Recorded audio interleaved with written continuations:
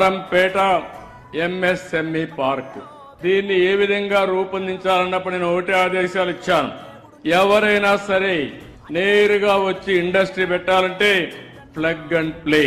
ఇక్కడ షెడ్లు రెడీగా ఉంటాయి, కరెంటు రెడీగా ఉంటుంది, అవసరమైతే కామన్ ఇన్ఫ్రాస్ట్రక్చర్ రెడీ చేస్తాం, మార్కెటింగ్ సెంటర్ కూడా పెడతాం.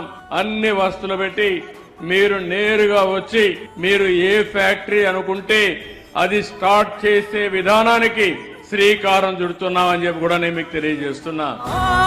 చంద్రన్న చల్లని చంద్రుడు నీవన్నా, ఓ చంద్రన్న మా ఆంధ్రుల గుండెవు నీవన్నా, ఓ చంద్రన్న చల్లని చంద్రుడు నీవన్నా, ఓ చంద్రన్న మీ పాలననే కావాలన్నా. ఆనాడు ఎన్టీ రామారావు గారు పెట్టినటువంటి జెండాలో గుడిసె పేదవాడి కోసం గుడిసె పెట్టారు, నాగలి రైతు కోసం పెట్టారు, కార్మికుల కోసం చక్రం పెట్టిన ఏకైక పార్టీ భారతదేశంలో తెలుగుదేశం పార్టీ అని చెప్పి కూడా నేను మీకు తెలియజేస్తున్నా.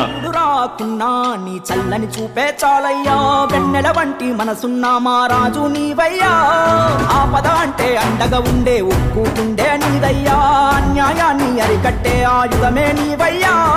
తరగని కొండ గుండెల నిండా ధైర్యం నింపే దూతవు, కోరినవన్నీ లేవనకుండా ముందుంచేటి దాతవు, అందరి ఇంట నవ్వుల పంట అందించేటి నేతవు, తప్పని మాట ఆగని తూట.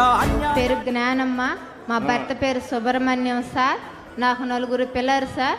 మా ఆయన కూలి పనికి పోతేనే సార్ నాకు ఇంట్లో గడిచేది.